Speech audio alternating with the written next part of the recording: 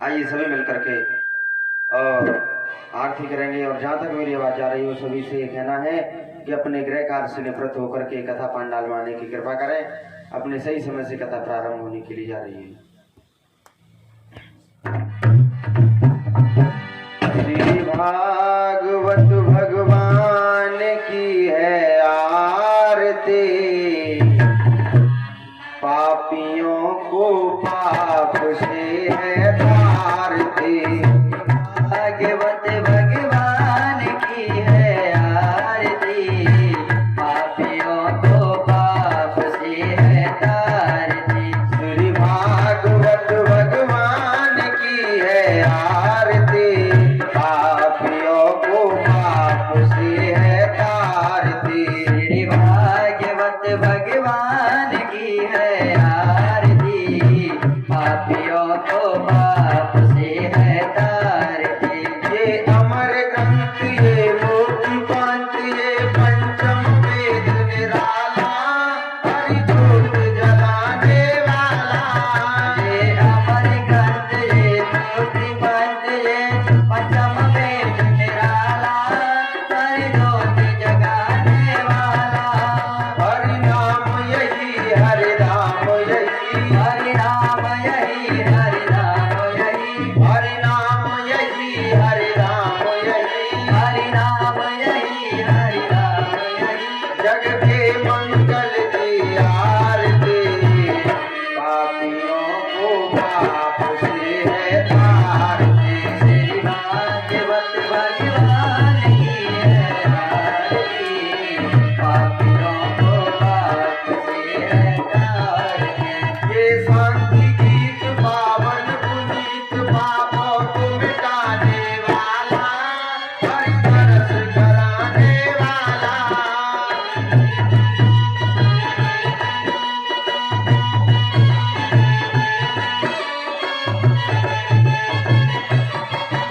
ये शांति गीत पावन पुनीत पापों को मिटाने वाला, हरि दर्श कराने वाला। ये साथी गीत पावन पुनीत पाप को मिटाने वाला, हरि दर्श कराने वाला। ये सुख करनी ये दुख हरनी, ये सुख करनी ये दुख हरनी, ये सुख करनी ये दुख हरनी।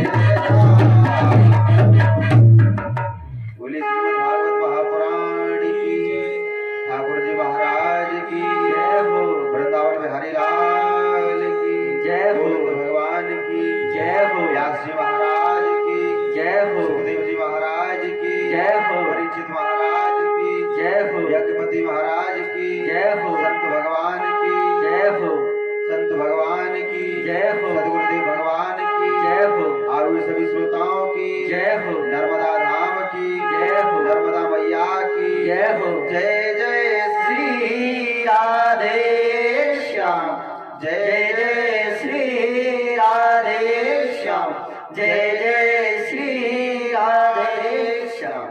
परीक्षित महाराज सभी को आरती दें और सभी अपने अपने स्थान पर बैठ जाएं। आइए मन और वाणी को पवित्र करने के लिए एक प्यारा सा भजन बोलेंगे और उसके बाद हमें प्रवेश करें।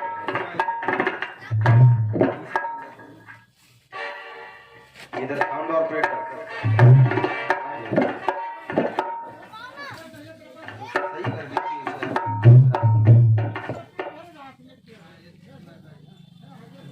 जाम बढ़ा दी भाई साहब ने। हेलो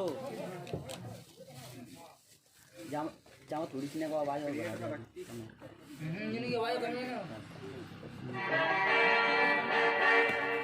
आइए एक प्यारा सा मीठी मीठी तालियों के साथ मन और वाणी को पवित्र करने के लिए भजन बोलेंगे।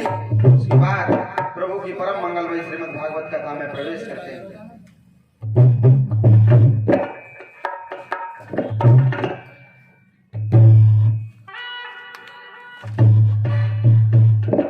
वो प्रभु देर करे ना आने में,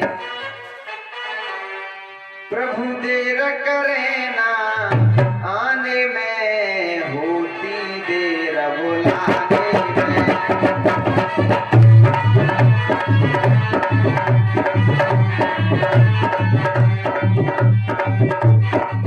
प्रभु देर करे ना आने में, होती देर बुलाने में।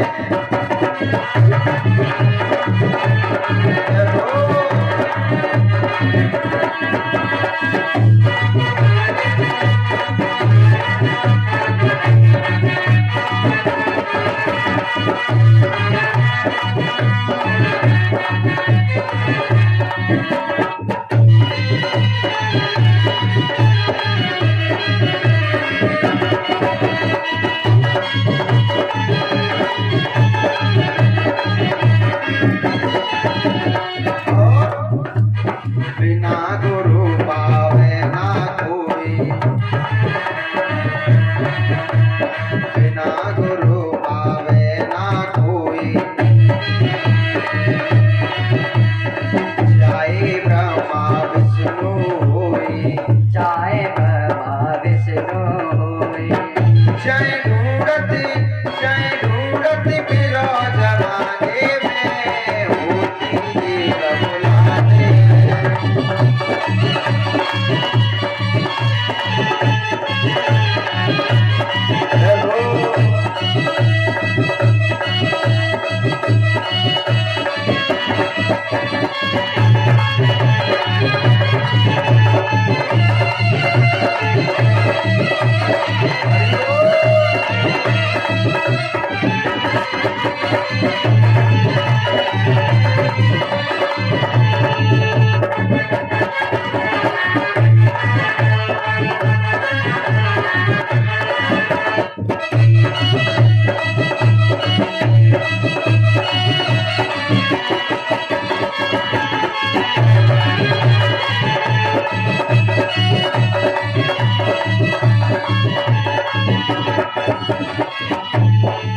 प्रभु देर करे ना आने में, होती देर बुलाने में।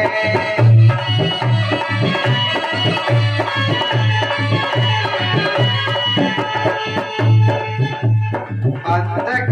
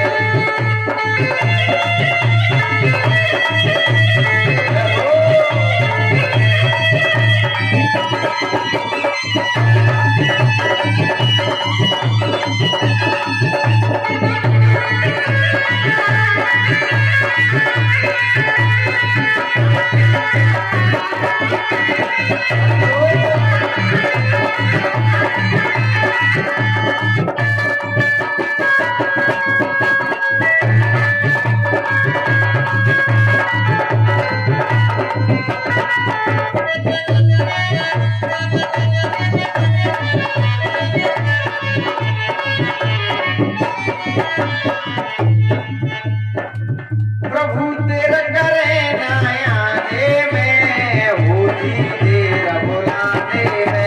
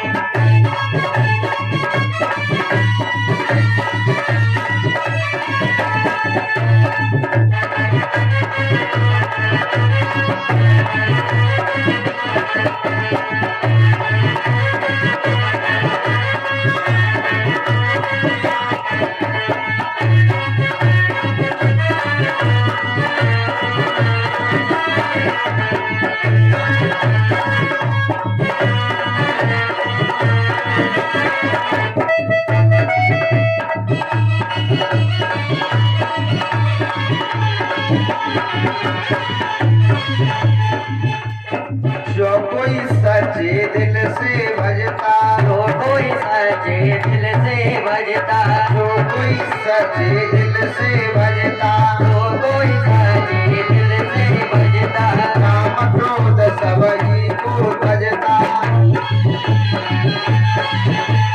काम क्रोध सबही को भजता। सुख मिलता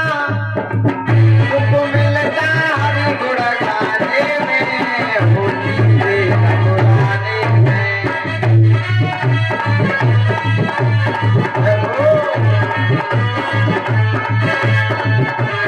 हरि बोल राधे।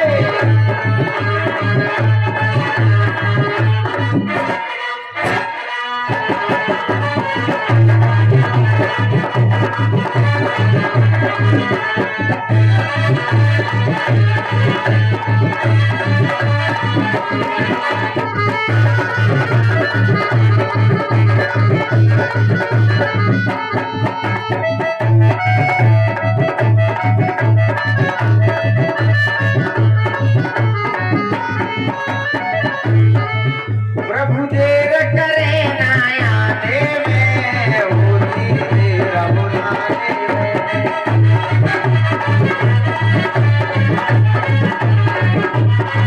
प्रभु देर करे ना आने में, होती देर बुलाने में। होती देर। बोलिए गोविंद भगवान की जय हो। जय श्री राधे। थोड़ी इसकी आवाज बढ़ा दी, ये आवाज खींच रहा है हमारा, आवाज खींच रहा है। इसमें से बेस हटा दीजिए, बेस को खत्म कर दीजिए। थोड़ी आवाज बढ़ाइए, आवाज खींच रहा है, ई को डाली, थोड़ी सी आवाज बढ़ा दीजिए, आवाज खींच रहा है।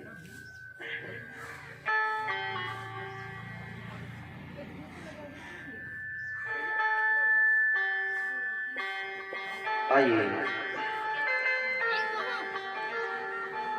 अकारण करुणा वरुणालय, वक्त वांछा कल्प तरु, अनंत कोटि ब्रह्मांड नायक, मर्यादा पुरुषोत्तम भगवान श्री राघवेंद्र सरकार तथा प्राण आराध्या हृदयेश्वरी जनक नंदिनी श्री सीता जी, राम कथा एवं श्री कृष्ण कथा के परम रसिक श्री हनुमान जी महाराज, कथा में उपस्थित सभी श्रद्धालु जन, माताएं बहनाएं, नन्हे मुन्ने बाल गोपाल एवं संत समाज गुरुजन, दूर दूर से आए हुए श्रोतागण, सभी के चरणों में व्यास मंच की ओर से सत सत नमन। राधे राधे, राम राम। आइए, आज कथा का 5वां दिन है और ठाकुर जी की कृपा एवं मैया नर्मदा जी की कृपा से हम पावन तीर्थ स्थल नर्मदा मैया के तट पर बैठ करके और ये श्रीमद् भागवत कथा का रसपान कर रहे हैं।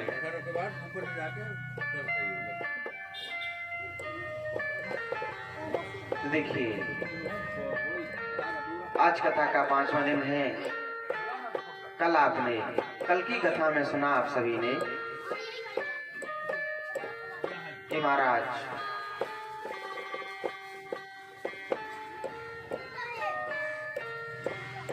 भगवान ने किस प्रकार से सृष्टि का विस्तार किया, मनु एवं शत्रुपा जी का प्राकट्य किया, ब्रह्मा जी के मुख से सरस्वती जी का प्राकट्य हुआ। और भी कल कथाएं सुनी आपने। ध्रुव जी महाराज की कथा सुनी। 5 वर्ष की अवस्था में घर छोड़ के चले गए भगवान को पाने के लिए।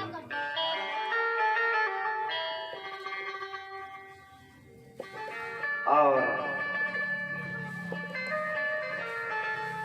राजा बलि की कथा सुनी आप सभी ने कल।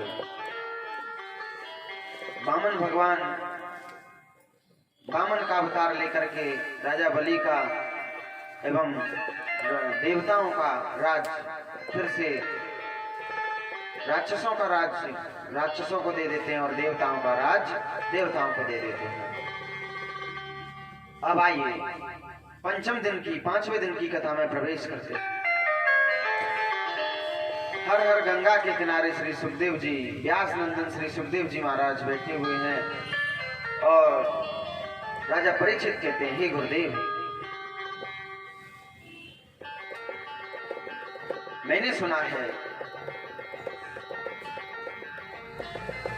कि भगवान हमेशा अपने भक्तों की रक्षा करते हैं। भक्तों की रक्षा करते हैं और फिर चाहे भगवान का भक्त कहीं भी रहे। उदाहरण स्वरूप परीक्षित जी कहते हैं कि गुरुदेव, हमें कोई ऐसा प्रसंग सुनाइए, कोई भगवान का ऐसा भक्त हुआ हो कि जिस घर में सभी राक्षस हों, केवल भगवान का भक्त हुआ हो और उसकी रक्षा के लिए भगवान ने जन्म लिया, अवतार लिया।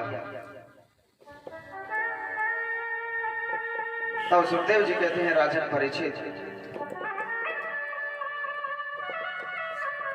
एक समय की बात है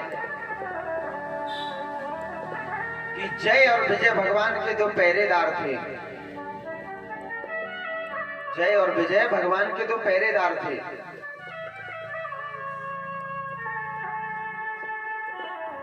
और एक दिन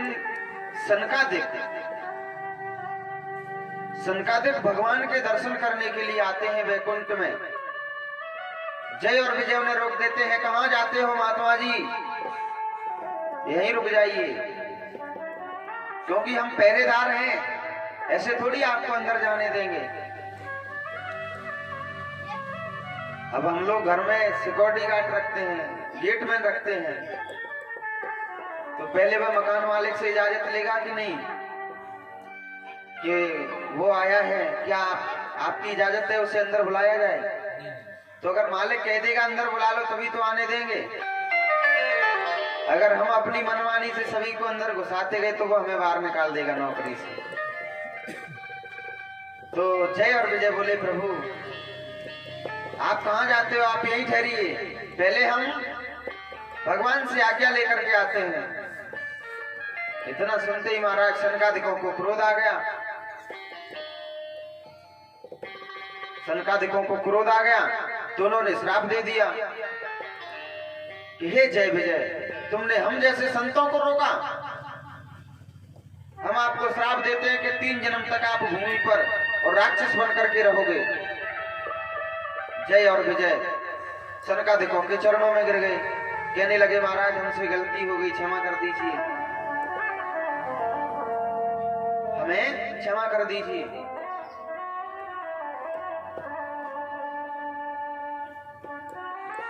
तब सनकादिकों ने कहा कि आप राक्षस तो बनोगे, लेकिन आपका उद्धार करने के लिए स्वयं भगवान अवतार लेंगे। तो वही जय और विजय पहले जन्म में हिरणाक्ष और हिरणाकश्यपु बने। दूसरे जन्म में रावण और कुंभकर्ण बने।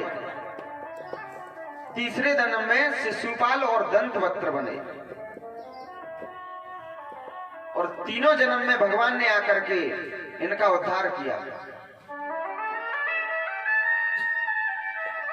तो परीक्षित जी कहते हैं, गुरुदेव आप हमें हिरणाक्ष और हिरणाकश्यप के जन्म की कथा सुनाइए, इनका जन्म करण कैसे रहा। सुखदेव जी ने कहा, राजन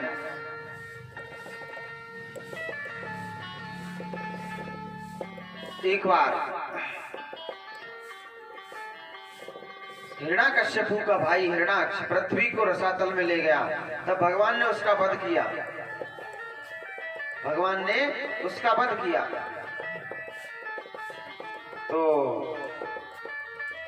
जब भगवान ने हिरणाक्ष को मार दिया तो छोटा भाई हिरणाकश्यपु उस समय तो उसने कुछ नहीं कहा, क्योंकि ज्यादा बड़ा नहीं था, छोटा ही सा था। तो वह उसी समय भगवान से बैर मानने लगा। उसी समय से इतना बैर मानने लगा कि भगवान का नाम नहीं लेता था, प्रभु का नाम नहीं लेता था।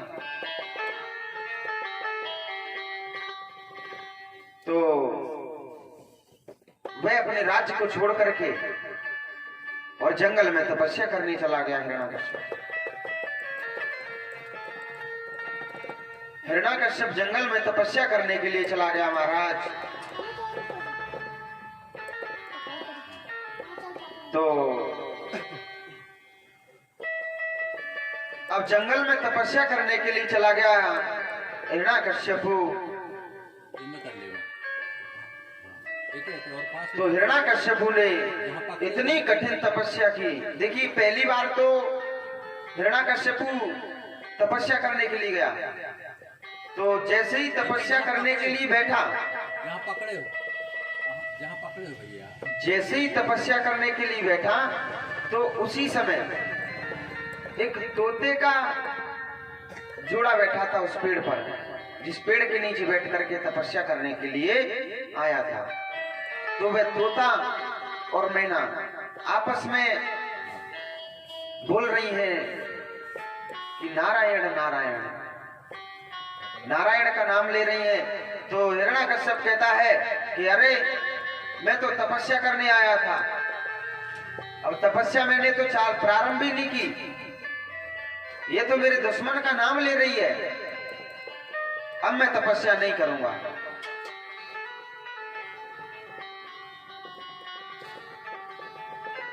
तो हिरणाकश्यप क्रोध में आकर के और वहां से वापस आ जाता है। अपनी पत्नी कयादु से कहता है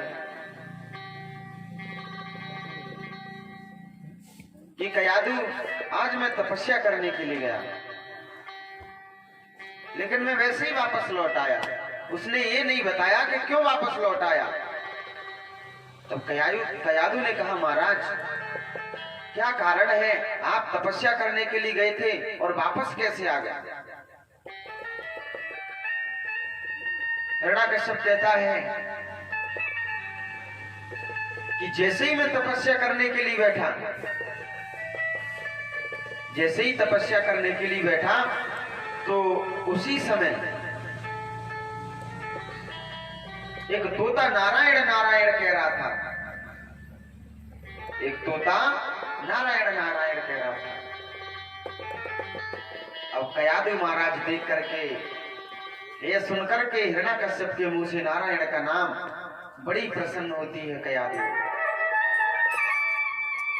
कयादु महाराज विचार करती है कि जिस हिरणाकश्यप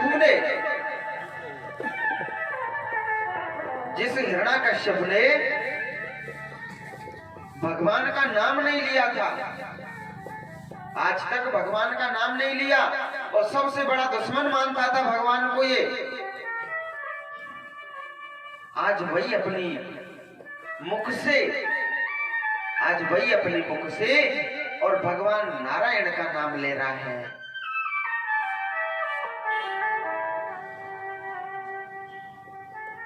अब महाराज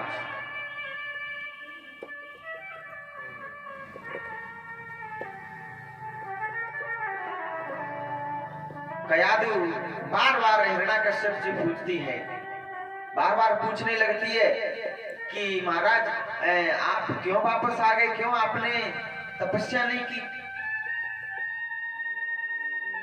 हिरण्याकश्यप बोला कि अभी तो बताया था थोड़ी देर पहले। कयाधु बोली महाराज मुझे याद नहीं रहा, एक बार फिर से बता दीजिए। देखिए कयाधु का उद्देश्य है कि हिरण्याकश्यप के मुख से भगवान नारायण का नाम ले पाना। वह चाहती है कि हिरण्याकश्यप भगवान नारायण का नाम ले, जिससे कि इसका उद्धार हो जाए। तो कयाधु खाना बना रही है, तब पूछ रही है कि महाराज आप क्यों वापस आ गए, आपने बताया नहीं। कि अभी तो बताया था कि एक तोता नारायण नारायण बोल रहा था। तो थोड़ी देर बाद कयाधु फिर पूछती है कि महाराज आप क्यों वापस आ गए। हिरण्याकश्यप फिर बोला कि अभी तो बताया था कि एक तोता नारायण का नाम ले रहा था, और नारायण मेरा सबसे बड़ा दुश्मन है। नारायण मेरा सबसे बड़ा दुश्मन है, तो मैं वापस लौट आया। अब जब महाराज, अब कयाधु बार बार पूछ रही है, बार बार पूछ रही है। अब इस बार फिर से पूछा, कयाधु फिर से पूछती है इस बार।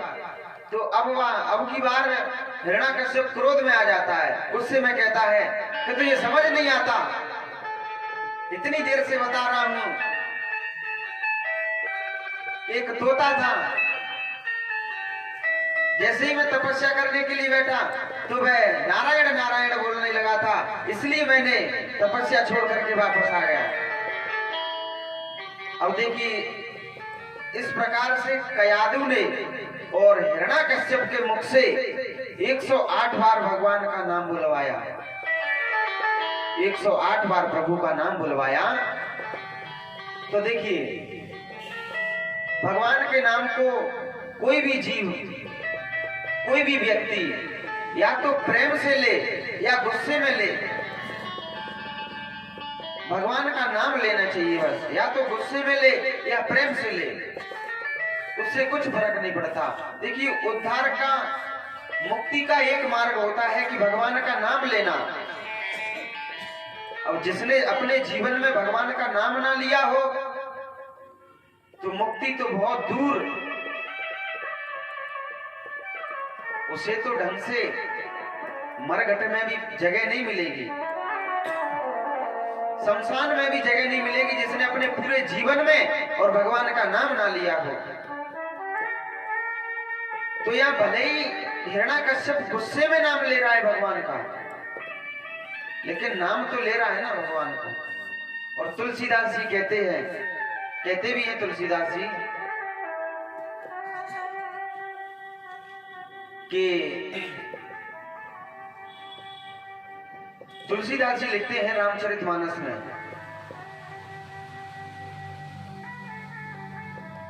कि देखिए जब जमीन पर एक बीज होता है ना, बीज लिखते हैं तुलसीदास जी कि बीज होता है, जमीन पर अगर गिर जाए, जमीन पर गिर जाए तो बीज ये नहीं देखा जाता कि वह सीधा गिरा है कि उल्टा गिरा है।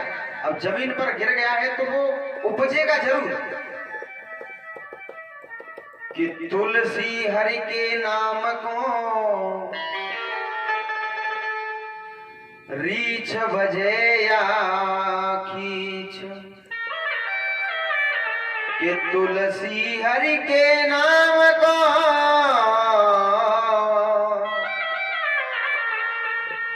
रीछ बजे या खींच, उलटो सूदो उपजिए,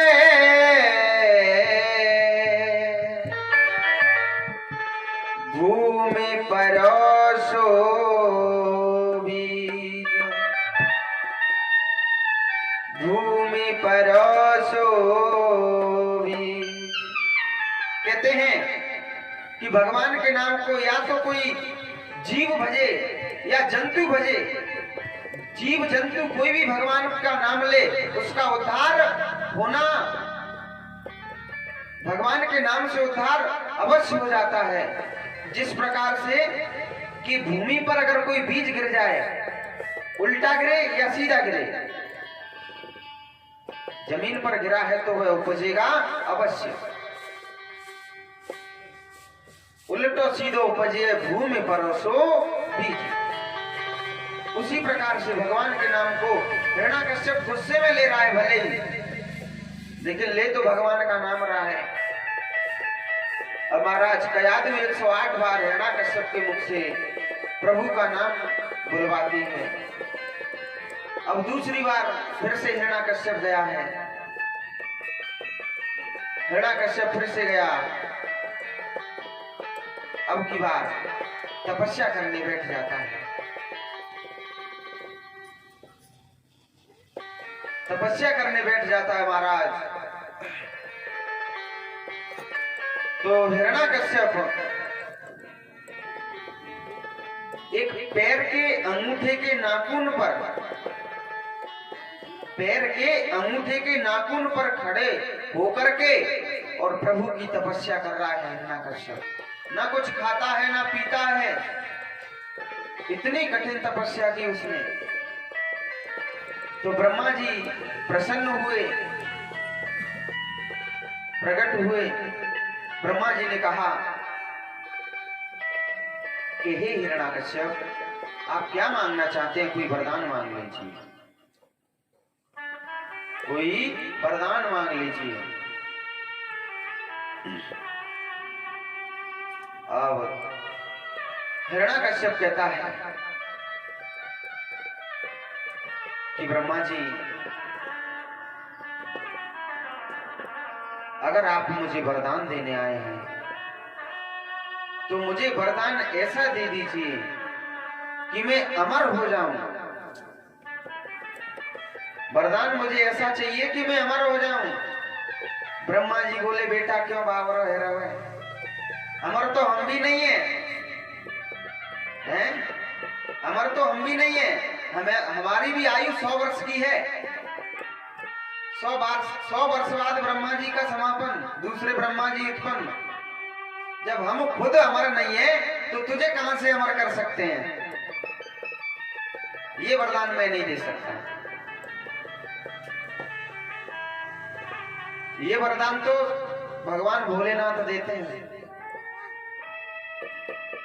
भोलेनाथ जी की आराधना करिए, क्योंकि वही आपको वरदान देंगे, फिर उन्हीं के ऊपर आप आजमा के देखना। जिस प्रकार भस्मासुर को वरदान दिया था, तो भस्मासुर विचार करता है कि भोले बाबा पहले आजमाइश तो करके देख लें कि ये सच दिया है आपने कि वैसी कह दिया है। तो उसी प्रकार से आप भोले बाबा का तपस्या करिए, भोले बाबा आपको अमर होने का वरदान देंगे। हिरण्याकश्यप सोचता है कि कई हजार वर्षों बाद तो आप आए हो, अगर आप चले गए तो पता नहीं भोले बाबा अब आवे या नहीं आवे। तो ब्रह्मा जी बोले, तो कोई और वरदान मांग लीजिए। तब महाराज हिरण्याकश्यप कहता है कि अगर आप कुछ और देना चाहते हैं तो मुझे ऐसा वरदान दीजिए कि जो आपकी बनाई हुई सृष्टि है, आपकी बनाई हुई सृष्टि से मैं ना मरूं। जो भी आपकी सृष्टि बनाई हुई है उस सृष्टि से ना मरूं मैं, ना दिन में मरूं ना रात में मरूं, ना बाहर मरूं ना भीतर, ना ऊपर मरूं ना नीचे, अस्त्र से मरूं ना शस्त्र से, पुरुष और ना नारी से मरूं, ना जीव से मरूं ना जंतु से मरूं। अब हिरण्याकश्यप ने ऐसी कोई भी वस्तु नहीं छोड़ी जो कि ब्रह्मा जी के हाथ की बनाई हुई है। हिरण्याकश्यप ने कहा कि प्रभु, जितनी भी वस्तु आपने बनाई है उन वस्तुओं से ना मरूं। ब्रह्मा जी बोले, तथास्तु, ऐसा ही होगा। अब हिरण्यकश्यप वापस अपने राज्य में आया। महाराज अपने राज्य में आया हिरण्यकश्यप। और जैसे ही राज्य में आया तो यहाँ आकर के पूरे राज्य में सभी से कह दिया कि आज से भगवान नारायण की पूजा बंद। अगर कोई भी हमारे राज्य में भगवान को नाम लेगा, कोई भी भजन पूजा हवन यज्ञ करेगा, तो मैं उसे जीवित नहीं छोड़ूंगा। आज से यहाँ का नए भगवान है, आपके नए भगवान है जिनका नाम है हिरण्यकश्यप भगवान।